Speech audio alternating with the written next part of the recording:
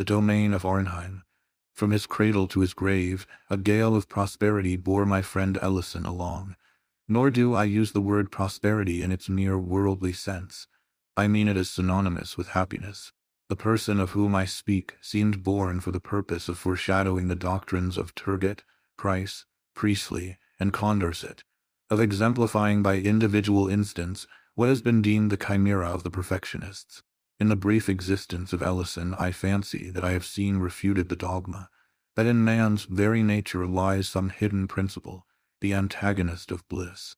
An anxious examination of his career has given me to understand that in general, from the violation of a few simple laws of humanity arises the wretchedness of mankind, that as a species we have in our possession the as yet unwrought elements of content, and that, even now, in the present darkness and madness of all thought on the great question of the social condition, it is not impossible that man, the individual, under certain unusual and highly fortuitous conditions, may be happy. With opinions such as these my young friend, too, was fully imbued, and thus it is worthy of observation that the uninterrupted enjoyment which distinguished his life was, in great measure, the result of preconcert. It is indeed evident that with less of the instinctive philosophy which, now and then, stands so well in the stead of experience, Mr. Ellison would have found himself precipitated, by the very extraordinary success of his life, into the common vortex of unhappiness which yawns for those of pre-eminent endowments. But it is by no means my object to pen an essay on happiness. The ideas of my friend may be summed up in a few words. He admitted but 4 elementary principles, or more strictly, conditions of bliss. That which he considered chief was, strange to say, the simple and purely physical one of free exercise in the open air. The health, he said, attainable by other means is scarcely worth the name. He instanced the ecstasies of the fox hunter, and pointed to the tillers of the earth, the only people who, as a class, can be fairly considered happier than others. His second condition was the love of woman. His third, and most difficult of realization, was the contempt of ambition. His fourth was an object of unceasing pursuit, and he held that, other things being equal, the extent of attainable happiness was in proportion to the spirituality of this object. Ellison was remarkable in the continuous profusion of good gifts lavished upon him by fortune. In personal grace and beauty he exceeded all men. His intellect was of that order to which the acquisition of knowledge is less a labor than an intuition and a necessity. His family was one of the most illustrious of the empire. His bride was the loveliest and most devoted of women. His possessions had been always ample, but on the attainment of his majority, it was discovered that one of those extraordinary freaks of fate had been played in his behalf which startle the whole social world amid which they occur, and seldom fail radically to alter the moral constitution of those who are their objects. It appears that about 100 years before Mr. Ellison's coming of age, there had died, in a remote province, one Mr. Seabright Ellison. This gentleman had amassed a princely fortune, and having no immediate connections, conceived the whim of suffering his wealth to accumulate for a century after his decease. Minutely and sagaciously directing the various modes of investment, he bequeathed the aggregate amount to the nearest of blood, bearing the name of Ellison, who should be alive at the end of the 100 years.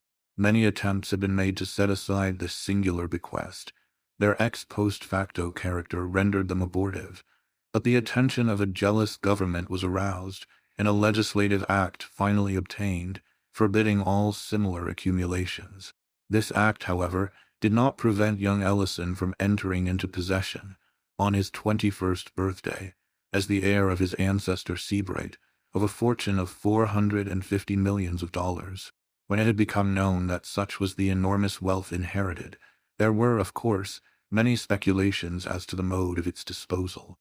The magnitude and the immediate availability of the sum bewildered all who thought on the topic. The possessor of any appreciable amount of money might have been imagined to perform any one of 1,000 things. With riches merely surpassing those of any citizen, it would have been easy to suppose him engaging to supreme excess in the fashionable extravagances of his time, or busying himself with political intrigue, or aiming at ministerial power, or purchasing increase of nobility, or collecting large museums of virtue, or playing the munificent patron of letters, of science, of art, or endowing and bestowing his name upon extensive institutions of charity. But for the inconceivable wealth in the actual possession of the air, these objects and all ordinary objects were felt to afford too limited a field. Recourse was had to figures, and these but sufficed to confound. It was seen that, even at 3%, the annual income of the inheritance amounted to no less than $13,500,000, which was $1,125,000 per month, or $36,986 per day, or $1,541 per hour, or $6 and $20 for every minute that flew. Thus the usual track of supposition was thoroughly broken up. Men knew not what to imagine. There were some who even conceived that Mr. Ellison would divest himself of at least one half of his fortune, as of utterly superfluous opulence, enriching whole troops of his relatives by division of his superabundance. To the nearest of these he did, in fact, abandon the very unusual wealth which was his own before the inheritance. I was not surprised, however, to perceive that he had long made up his mind on a point which had occasioned so much discussion to his friends. Nor was I greatly astonished at the nature of his decision. In regard to individual charities, he had satisfied his conscience. In the possibility of any improvement, properly so called, being effected by man himself in the general condition of man, he had, I am sorry to confess it, little faith. Upon the whole, whether happily or unhappily, he was thrown back, in very great measure, upon self. In the widest and noblest sense he was a poet. He comprehended, moreover, the true character, the august aims, the supreme majesty and dignity of the poetic sentiment. The fullest, if not the sole proper satisfaction of this sentiment, he instinctively felt to lie in the creation of novel forms of beauty. Some peculiarities, either in his early education, or in the nature of his intellect, had tinged with what is termed materialism all his ethical speculations, and it was this bias, perhaps, which led him to believe that the most advantageous at least, if not the sole legitimate field for the poetic exercise, lies in the creation of novel moods of purely physical loveliness. Thus it happened he became neither musician nor poet, if we use this latter term in its everyday acceptation. Or it might have been that he neglected to become either, merely in pursuance of his idea that in contempt of ambition is to be found one of the essential principles of happiness on earth. Is it not, indeed, possible that, while a high order of genius is necessarily ambitious, the highest is above that which is termed ambition? And may it not thus happen that many far greater than Milton have contentedly remained mute and inglorious? I believe that the world has never seen, and that, unless through some series of accidents goading the noblest order of mind into distasteful exertion, the world will never see that full extent of triumphant execution in the richer domains of art, of which the human nature is absolutely capable. Ellison became neither musician nor poet, although no man lived more profoundly enamored of music and poetry. Under other circumstances than those which invested him, it is not impossible that he would have become a painter. Sculpture, although in its nature rigorously poetical, was too limited in its extent and consequences to have occupied, at any time, much of his attention. And I have now mentioned all the provinces in which the common understanding of the poetic sentiment has declared it capable of expatiating. But Ellison maintained that the richest, the truest, and most natural, if not altogether the most extensive province, had been unaccountably neglected. No definition had spoken of the landscape gardener as of the poet, yet it seemed to my friend that the creation of the landscape garden offered to the proper muse the most magnificent of opportunities. Here, indeed, was the fairest field for the display of imagination in the endless combining of forms of novel beauty, the elements to enter into combination being, by a vast superiority, the most glorious which the earth could afford. In the multiform and multicolor of the flowers and the trees, he recognized the most direct and energetic efforts of nature at physical loveliness, and in the direction or concentration of this effort, or, more properly, in its adaptation to the eyes which were to behold it on earth, he perceived that he should be employing the best means, laboring to the greatest advantage, in the fulfillment, not only of his own destiny as poet, but of the august purposes for which the deity had implanted the poetic sentiment in man, its adaptation to the eyes which were to behold it on earth. In his explanation of this phraseology, Mr. Ellison did much toward solving what has always seemed to me an enigma. I mean the fact, which none but the ignorant dispute, that no such combination of scenery exists in nature as the painter of genius may produce. No such paradises are to be found in reality as have glowed on the canvas of Claude. In the most enchanting of natural landscapes, there will always be found a defect or an excess, many excesses and defects. While the component parts may defy, individually, the highest skill of the artist, the arrangement of these parts will always be susceptible of improvement. In short, no position can be attained on the wide surface of the natural earth, from which an artistical eye, looking steadily, will not find matter of offense in what is termed the composition of the landscape. And yet how unintelligible is this! In all other matters we are justly instructed to regard nature as supreme.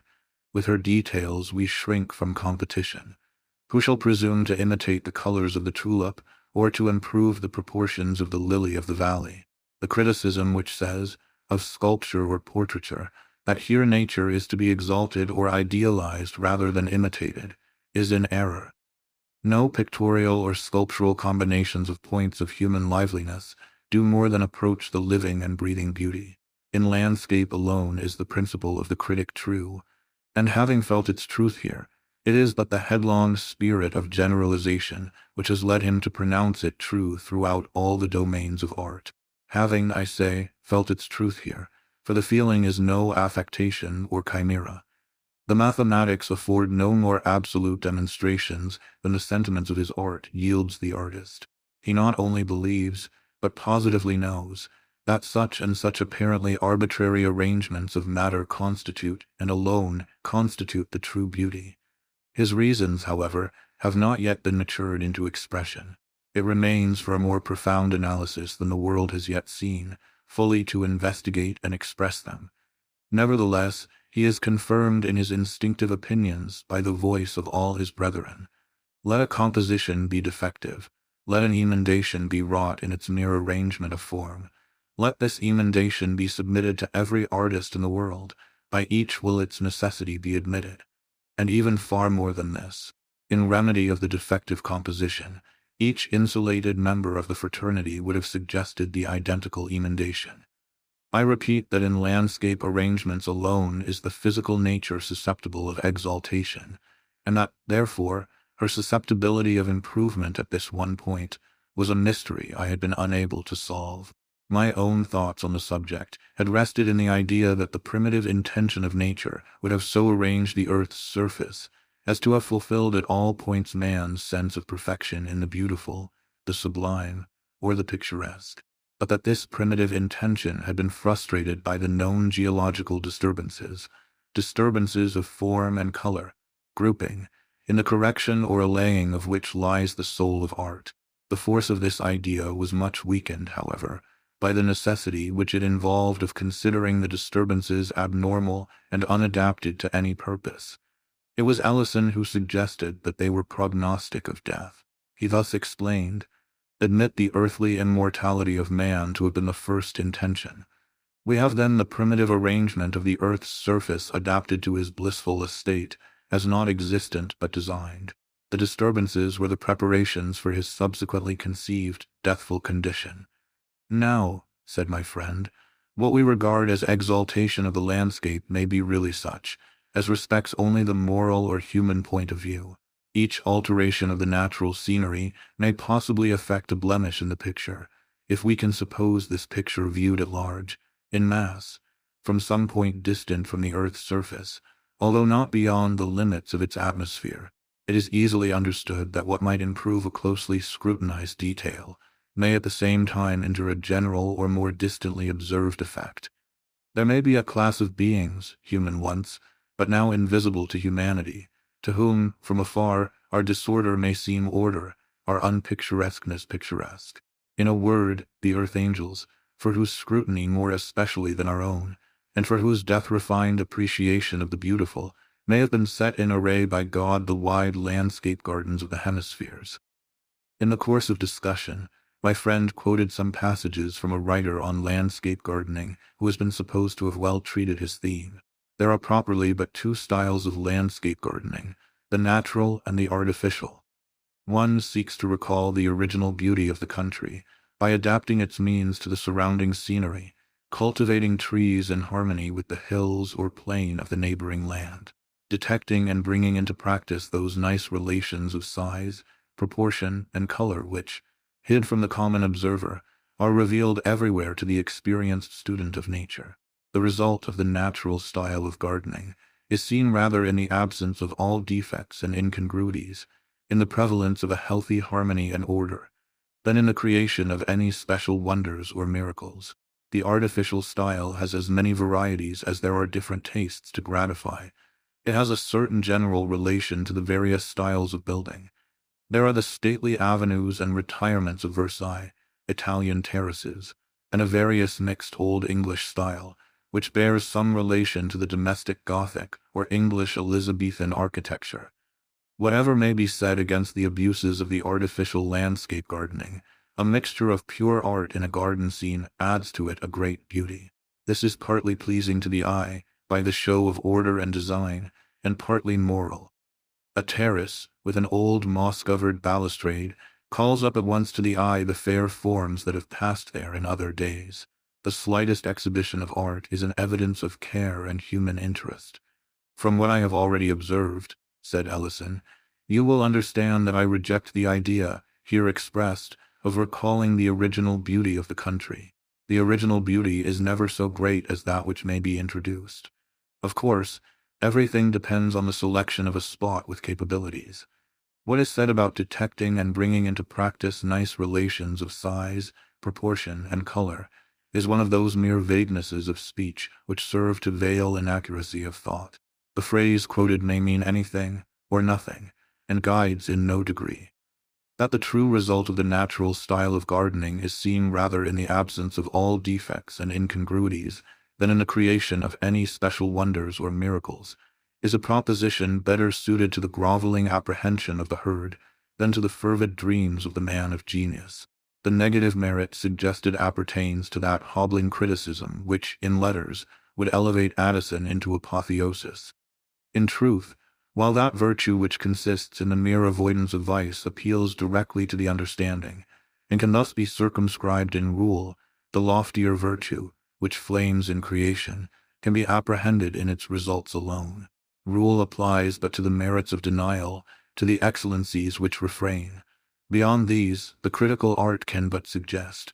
We may be instructed to build a Cato, but we are in vain told how to conceive a Parthenon or an Inferno.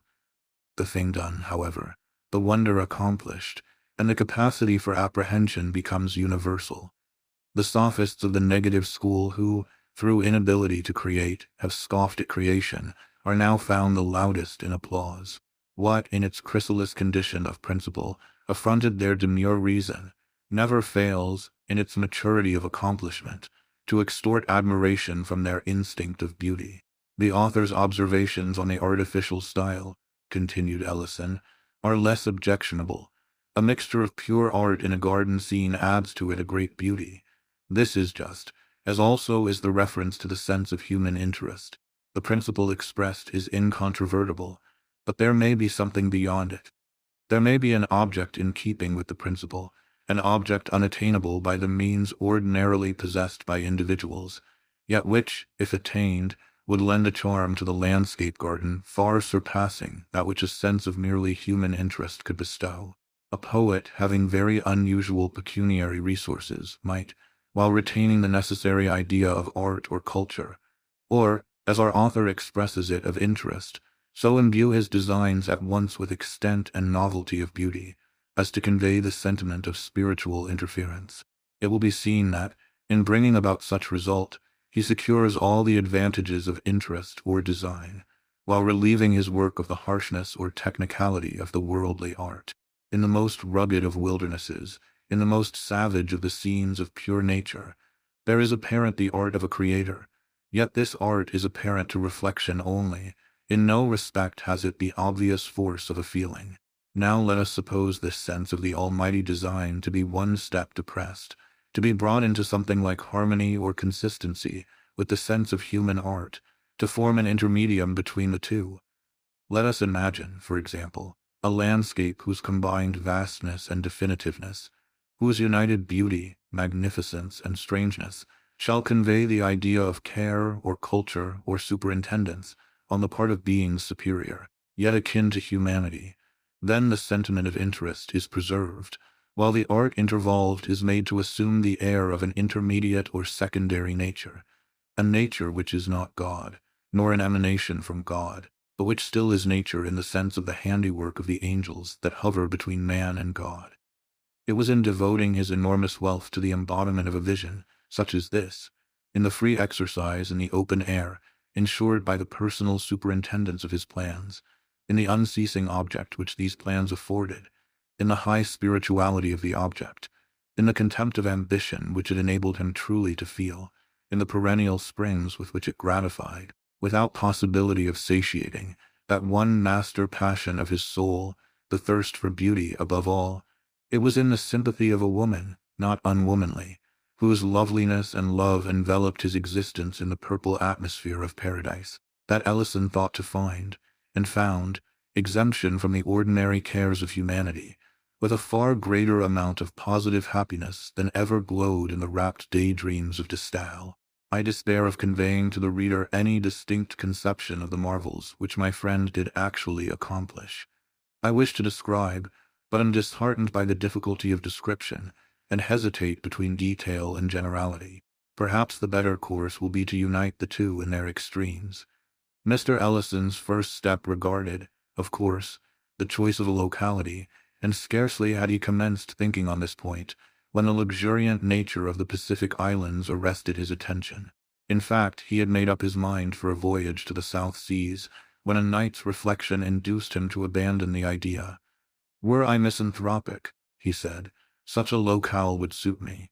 The thoroughness of its insulation and seclusion, and the difficulty of ingress and egress, would in such case be the charm of charms.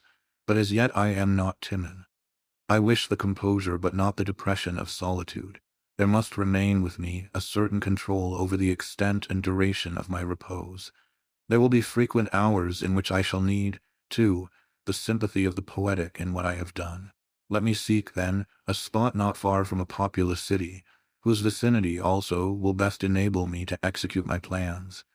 In search of a suitable place so situated, Ellison traveled for several years, and I was permitted to accompany him. 1,000 spots with which I was enraptured, he rejected without hesitation, for reasons which satisfied me, in the end, that he was right. We came at length to an elevated tableland of wonderful fertility and beauty, affording a panoramic prospect very little less in extent than that of Etna, and, in Ellison's opinion as well as my own, surpassing the far-famed view from that mountain in all the true elements of the picturesque. "I am aware," said the traveler, as he drew a sigh of deep delight after gazing on the scene, entranced for nearly an hour. "I know that here, in my circumstances, 9/10 of the most fastidious of men would rest content. This panorama is indeed glorious, and I should rejoice in it but for the excess of its glory. The taste of all the architects I have ever known leads them, for the sake of prospect, to put up buildings on hilltops. The error is obvious. Grandeur in any of its moods, but especially in that of extent, startles, excites, and then fatigues, depresses. For the occasional scene nothing can be better, for the constant view nothing worse.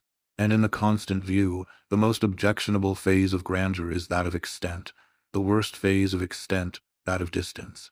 It is at war with the sentiment and with the sense of seclusion, the sentiment and sense which we seek to humor in retiring to the country. In looking from the summit of a mountain, we cannot help feeling abroad in the world. The heartsick avoid distant prospects as a pestilence. It was not until toward the close of the 4th year of our search that we found a locality with which Ellison professed himself satisfied. It is, of course, needless to say where was the locality. The late death of my friend, in causing his domain to be thrown open to certain classes of visitors, has given to Arnheim a species of secret and subdued if not solemn celebrity, similar in kind, although infinitely superior in degree to that which so long distinguished Fonthill. The usual approach to Arnheim was by the river. The visitor left the city in the early morning. During the forenoon he passed between shores of a tranquil and domestic beauty, on which grazed innumerable sheep, their white fleeces spotting the vivid green of rolling meadows. By degrees the idea of cultivation subsided into that of merely pastoral care. This slowly became merged in a sense of retirement, this again in a consciousness of solitude. As the evening approached, the channel grew more narrow, the banks more and more precipitous, and these latter were clothed in rich, more profuse, and more somber foliage. The water increased in transparency. The stream took 1,000 turns, so that at no moment could its gleaming surface be seen for a greater distance than a furlong. At every instant the vessel seemed imprisoned within an enchanted circle, having insuperable and impenetrable walls of foliage, a roof of ultramarine satin, and no floor, the keel balancing itself with admirable nicety on that of a phantom bark, which, by some accident having been turned upside down, floated in constant company with the substantial one, for the purpose of sustaining it. The channel now became a gorge, although the term is somewhat inapplicable, and I employ it merely because the language has no word which better represents the most striking, not the most distinctive, feature of the scene. The character of gorge was maintained only in the height and parallelism of the shores. It was lost altogether in their other traits. The walls of the ravine, through which the clear water still tranquilly flowed, arose to an elevation of 100 and occasionally of 150 feet, and inclined so much toward each other as, in a great measure, to shut out the light of day, while the long plume-like moss which depended densely from the intertwining shrubberies overhead gave the whole chasm an air of funereal gloom. The windings became more frequent and intricate, and seemed often as if returning in upon themselves, so that the voyager had long lost all idea of direction. He was, moreover, enwrapped in an exquisite sense of the strange. The thought of nature still remained, but her character seemed to have undergone modification.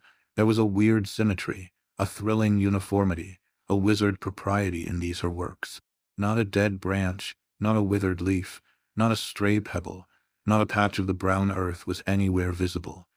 The crystal water welled up against the clean granite or the unblemished moss with a sharpness of outline that delighted while it bewildered the eye.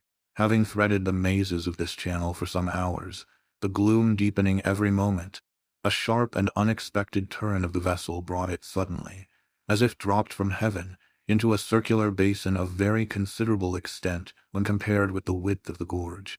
It was about 200 yards in diameter, and girt in at all points but one, that immediately fronting the vessel as it entered, by hills equal in general height to the walls of the chasm, although of a thoroughly different character.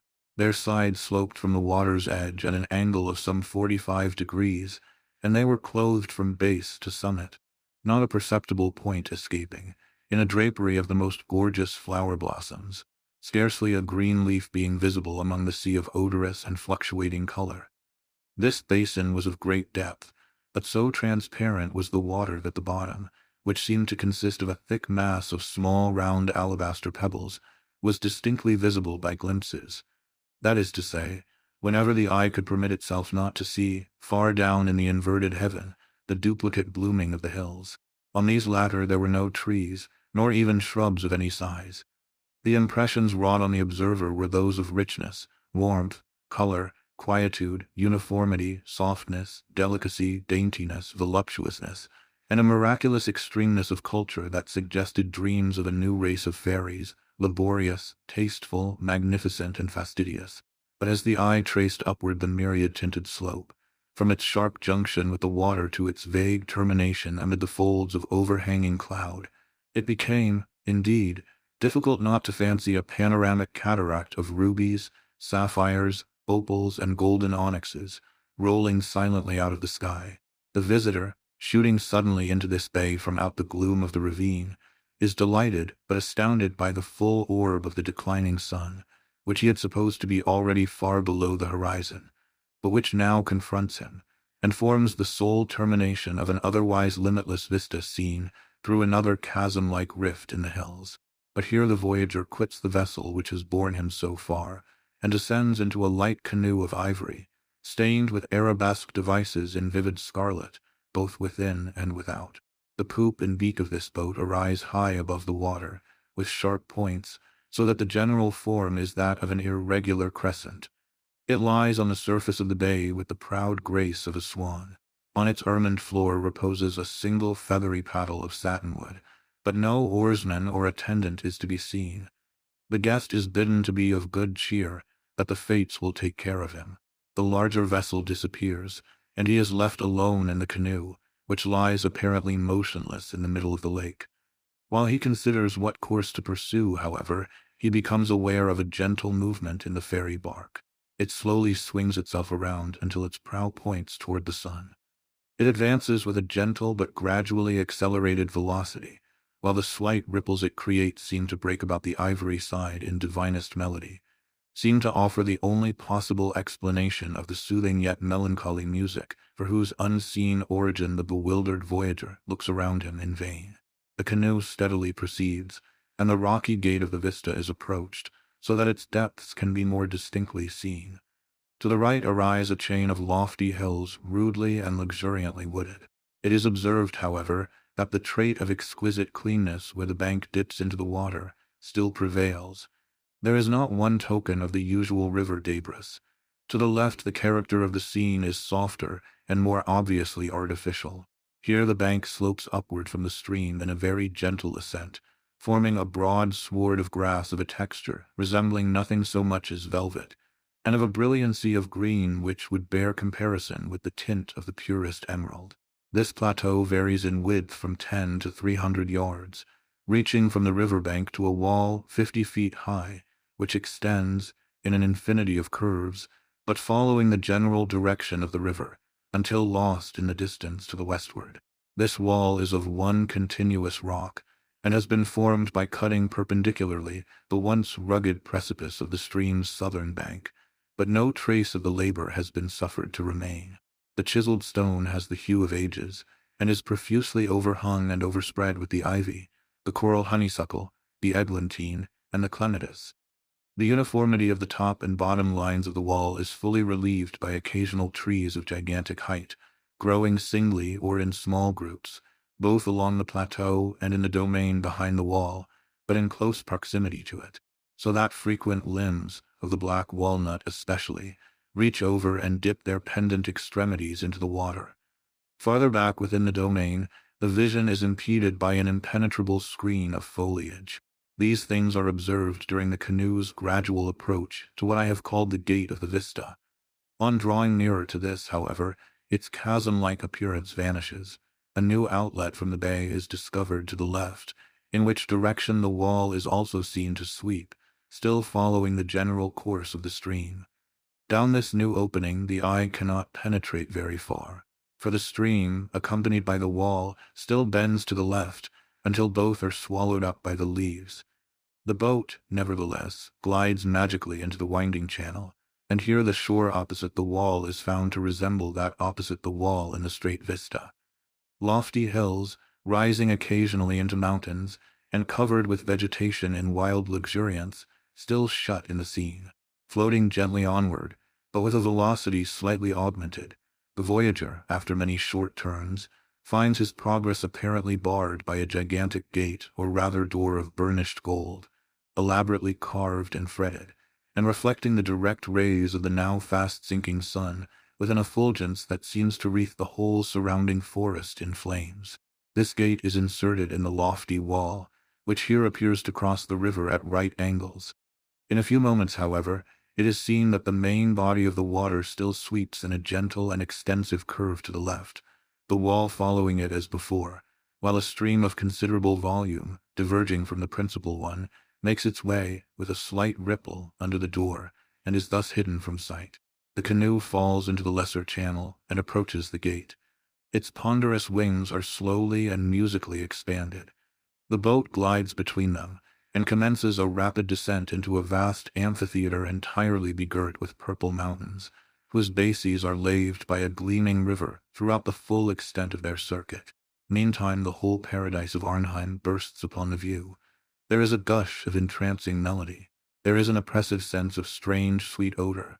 There is a dreamlike intermingling to the eye of tall, slender eastern trees, bosky shrubberies, flocks of golden and crimson birds, lily-fringed lakes, meadows of violets, tulips, poppies, hyacinths, and tuberoses, long intertangled lines of silver streamlets, and upspringing confusedly from amid all, a mass of semi-Gothic, semi-Saracenic architecture sustaining itself by miracle in midair, glittering in the red sunlight with 100 aureoles, minarets, and pinnacles, and seeming the phantom handiwork, conjointly of the sylphs, of the fairies, of the genii, and of the gnomes.